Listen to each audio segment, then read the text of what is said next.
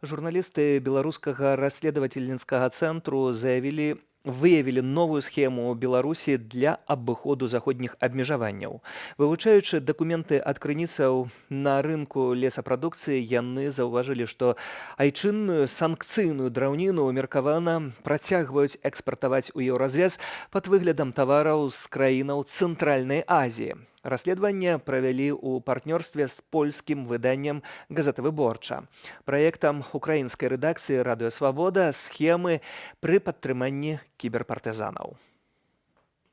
Абмежаванні на ўвоз беларускай драўніны ў ЕЗ дзейнічаюць з чэрвеня 2022, але ў канцы таго ж года расследавальнікі заўважылі значны рост імпарту ў ЕЗ з Казахстану ў 74 разы, з Кыргызстану прыкладна ў 18 тысячаў разоў. Журналісты высветлілі, што насамрэч часткова гэта быў беларускі лес, які вывозілі ў Еўропу, выкарыстоўваючы схему ўскоснага рээкспарту. ЕЗ тады ўзмацніў мытны кантроль і часткова ліквідаваў кантрабандны канал паставак. Імпарт драўніны нібыта з Казахстану ў Еўропу ў 2023 годзе абваліўся амаль удвая. Чаго не скажаш пра пастаўкі з Казахстану. Як паказала цяперашняе расследаванне, мяжа еўразвязу ўсё яшчэ адкрытая для беларускіх падсанкцыйных тавараў. Гэтак імпарт драўніны з Казахстану ў ЕЗ за апошнія гады вырас да рэкордных амаль 126 мільёнаў еўраў. Да ўвядзення санкцыяў супраць беларускага лесу Казахстан амаль не займаўся такімі пастаўкамі. Беларусь жа штогод экспартавала драўніны на амаль мільярд еўраў. І гэта пры тым, што лясістасць у Казахстане ўсяго 5%, і ён сам вымушаны імпартаваць лес, больш за ўсё з Беларусі і Расіі. У 2022 годзе Казахстан нават забараніў экспарт некаторых відаў драўніны. Абмежаванне дзеюць і цяпер. Найбольшая частка паставак ідзе ў ЕЗ праз Польшчу. Паводле расследавальнікаў, верагодна, пастаўляе беларускую драўніну пад выглядам казахскай і кіргізскай польская кампанія ПЛРБЛ. Міністэрства ўнутраных справаў Польшчы пачало правяранне, але ад каментароў пакуль устрымалася.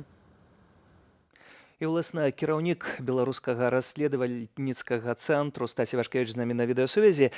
Вітаю, Стась. Вітаю, Сергей. Стась, не бачаць у еўразвязе ці не хочуць бачыць таго, што да іх едзе гэтая драўніна? Ну, першая наша знаходка ў рамках гэтага расследавання, калі мы праз год пасля мінулага расследавання пачалі правяранне, была навіна ўсё ж станоўчая. А менавіта тое, што істотна знізіўся экспарт гэтак званай кіргізскай драўніны ў еўразвяз, прабачце, і ў прыватнасці за кошт таго, што Літва цалкам спыніла гэты імпарт, яна была адным з найвялікшых імпарцёраў. Ну, але, то бок, нельга сказаць, што ўвогуле зусім санкцыі не працуюць і зусім ніяк на іх не зважаюць. Але зразумела, што знаходзяцца дзіркі, і у тым ліку дзякуючы розніцы паміж тым, як розныя краіны, члены еўразвязу, ажыццяўляюць кантроль за гэтымі санкцыямі. Гэтак у прыватнасці мы ўбачылі, што частка кіргізскай драўніны, якая цяпер не ідзе наўпрост праз беларуска-літоўскую мяжу, працягвае туды паступаць, заязджаючы праз Польшчу. Ну, а самы вялікі імпарт у еўразвяз гэта пад выглядам гэтак званай казахстанскай. І тут можна зразумець, што цяжэй прадстаўнікам еўразвязу, якія вядуць перамовы з цэнтральна-азіяцкімі краінамі, перапыняць гэты экспарт, бо гіпатэтычна з Казахстану нейкі імпарт можа ісці, бо эта краіна ўсё ж такі у больш чым 10 разоў большая, чым Беларусь, і хоць там лесу таксама мала, 4-5%, но але тэарэтычна ёсць нейкі лес, які тэарэтычна мог бы такім чынам вывозіцца у Беларусь, і ў іх мог бы быць аргумент у тым, што яны завозяць беларускі расійскі лес, а свой лес вывозяць. Ну, мы пачалі гэта правяраць і знайшлі, што на самай справе увогуле зараз абыход санкцыяў чыніцца нашмат прасцей. У тым ліку пры дапамозе простага фоташопа, калі дакументы проста малююцца. Мы, атрымаўшы дакументы ад крыніцаў на рынку, вывучылі, значыць, усе печаткі, якія там ёсць печатка дастаўцы, нібыта адпраўляльніка з Казахстану. Мы патэлефанавалі ў Казахстан, і сказалі, што да, былі такія, прыходзілі, значыць, эта фірма ПЛРБЛ, цікавіліся, значыць, мы там падпісалі нават папярэдні нейкі мемарандум, вось, а потым яны зніклі. То бок, у іх ёсць, значыць, назва казахстанскай кампаніі, ёсць печатка этой казахстанскай кампаніі, яны яе таким чынам просто уклеиваюць. Мы ведаем, што печатка была уклееная, таму што на некалькіх іншых дакументах мы бачылі дакладна такую ж печатку з прыкметамі фотошопа, так званы растер па краях, які паказвае, што яна была не фізічна пастаўлена, а скапіяваная. А таксама мы убачылі, што гэтыя печаткі дакладна пад ідэальна аднолькавым нахілам.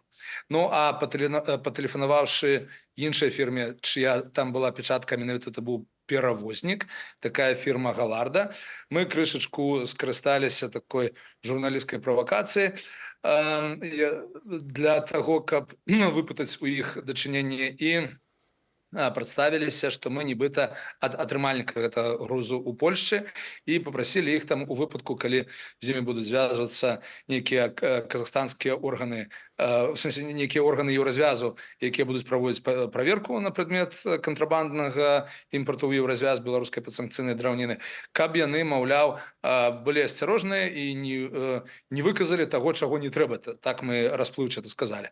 На што нам прадстаўнік кампаніі гэтай перавозніка сказаў, што нешта кшталту, што як вам увогуле не сорамна звяртацца да нас з просьбамі, калі вы нам вінныя шмат грошай, і мы не збіраемся вас пакрываць, і мы распавядзем на тое, што з ніякага Казахстану мы лес не вазілі, і значыць, а везлі яго наўпрост з Беларусі.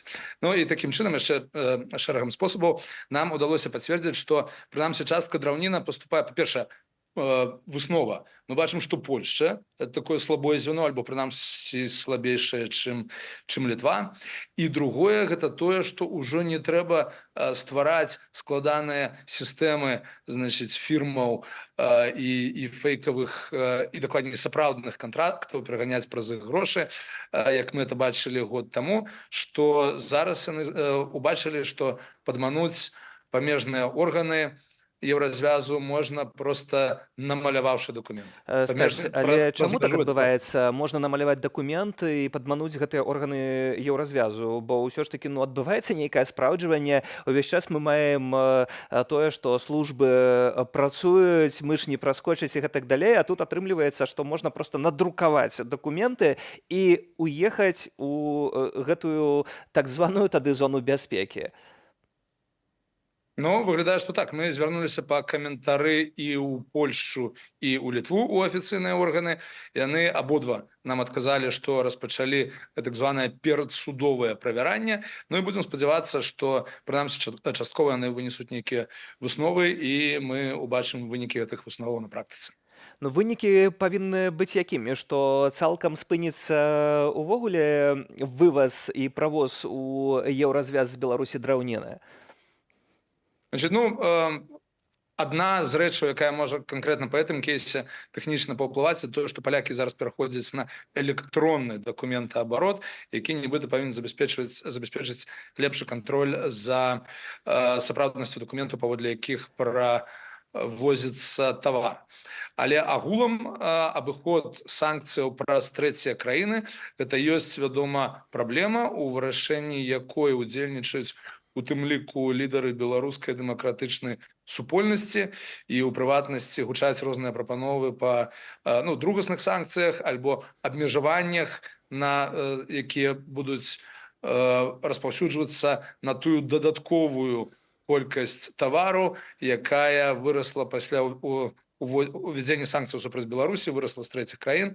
Калі яна вырасла ў некалькі разоў, то на гэтую дадатковую колькасць могуць распаўсюджвацца абмежаванні, ідуць розныя размовы, значыць, на дыскусіі ў еўразвязе на гэты конт. Пакуль што, то, што еўразвяз сапраўды робіць, гэта ён чыніць ціск на гэтыя трэція краіны, едучы туды і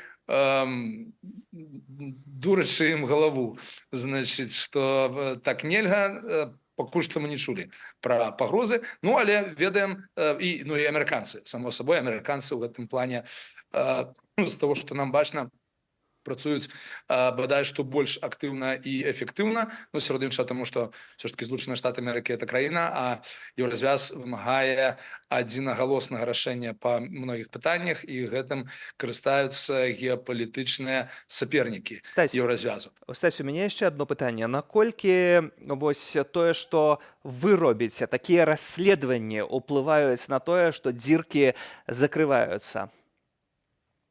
Ну, мы заўважылі непасрэдную заканамернасць у тым, што ў снежні 22 года мы апісалі правялі першае расследаванне пра кіргізскае дрэва, і са студзеня 23 года з наступнага месяца гэты экспорт лесу кіргізскага ў Літву, які быў да этого вельмі высока, абнуліўся.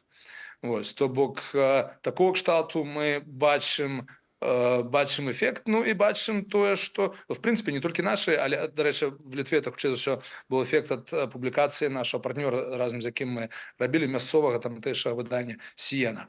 І мы бачым, што і нашы, і расследаванні іншых журналістаў міжнародных расследавальнікаў граюць вельмі вялікую ролю, бадай што ключавую ролю у змаганні супраць санкцыйных дзірак. І это вельмі важнае змаганне, таму што санкцыі гэта той інструмент, які можа, калі ён сапраўды дзейны, на ранніх этапах прадухіліць тыя дзеянні, якія потым ужо трэба будзе расхлёбваць крывёй наступствы гэтых дзеянняў, якіх можна было б прадухіліць эфектыўнымі санкцыямі. І ў звязку з гэтым дзякую за вашу працу і дзякую за гэтую размову. Стась Івашкевіч на відэасувязі.